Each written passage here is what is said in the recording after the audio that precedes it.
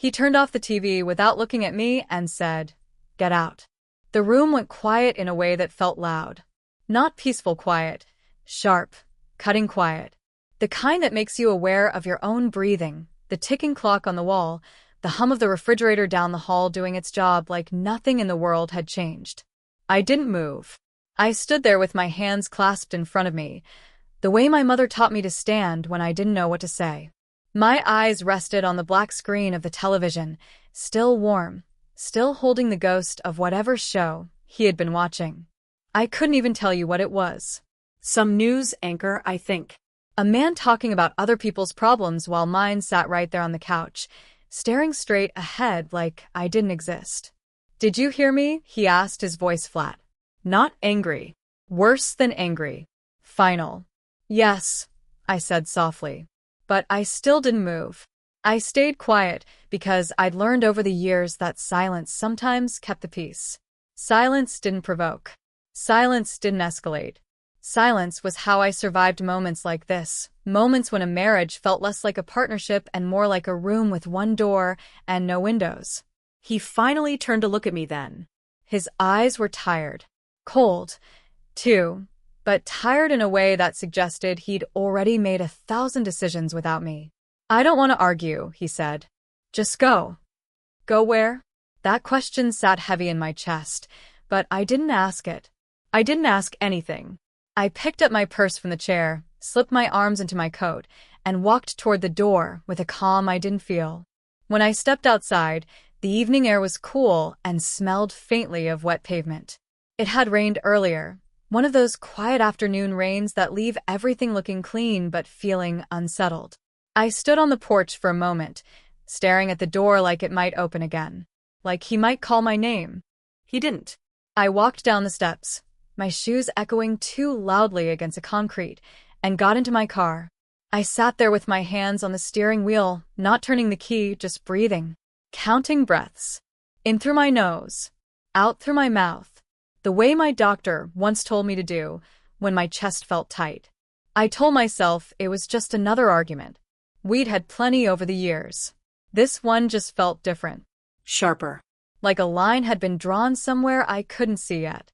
I had no idea that the next day, a man I'd never seen before would knock on my door and change everything I thought I knew about my life. Before all of that, before the silence, before the knock, I thought my life was ordinary in the best way. I had been married to Raymond for 23 years. We met young, back when love felt like something you could build with bare hands and good intentions. He was steady, quiet, the kind of man who didn't say much, but showed up when it mattered. Or, at least, that's how I remembered him. We lived in a modest 2-story house on a street where people waved but didn't pry. The paint on the shutters was starting to peel, and the front step dipped a little in the middle, but it was ours. I'd planted lavender by the mailbox years ago, and every summer it bloomed stubbornly, even when I forgot to water it. Our mornings followed a rhythm. I woke up first, always had. I liked the quiet before the day announced itself. I made coffee, 2 cups, one with sugar and cream, one black, and set his by the sink because he liked to drink it standing up.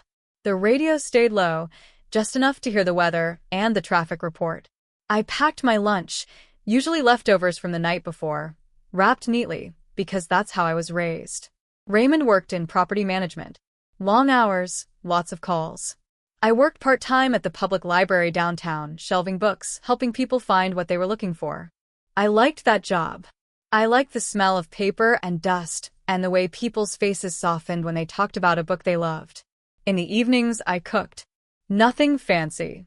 Chicken, rice, vegetables. On Sundays, maybe a roast if I had the energy. We ate at the table most nights, the TV on low in the background, news murmuring while we chewed. Sometimes we talked about work. Sometimes we didn't talk at all. I told myself that was normal. Comfortable silence, I called it. We didn't have children. That was a quiet grief we shared without ever really discussing. Life had moved on and we moved with it. Vacations were rare. Date nights even rarer. But there was a sense of routine, and I believed routine meant stability. Looking back, I can see how much I ignored. It started with small things. A change in the way Raymond held his phone, tilted away from me, screen always down. A sudden interest in working late, even on days he used to come home early. He stopped asking what I'd made for dinner, started eating quickly, distracted. Once, I asked him if everything was okay. He nodded without looking up. "Just tired," he said. I accepted that answer because it was easier than questioning it.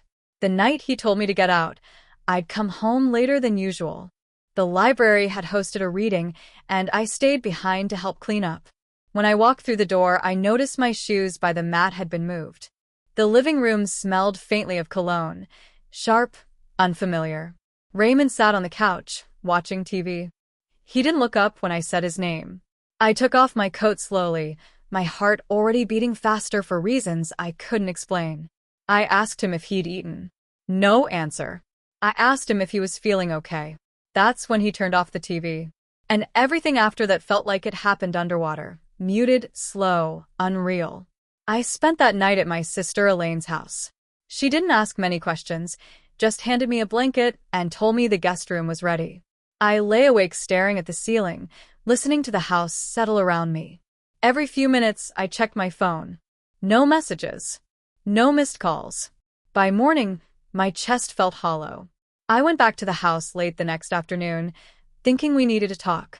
Thinking maybe we could fix whatever had broken so quietly between us. That's when the knock came. 3 sharp taps on the door. Firm. Deliberate. I opened it expecting a neighbor. Instead, I saw a man in a gray jacket holding a folder against his chest. He looked about my age. His eyes met mine with something like hesitation, like he wasn't sure he should be there. "Are you Mrs. Carter?" he asked. I nodded, my hand tightening on the doorframe. "My name is Daniel," he said. "I'm sorry to show up like this, but we need to talk. About Raymond." The air seemed to leave my lungs. And in that moment, standing there with a stranger on my porch and my life balanced on the edge of his next sentence, I understood that silence had protected me for a long time. But it couldn't anymore.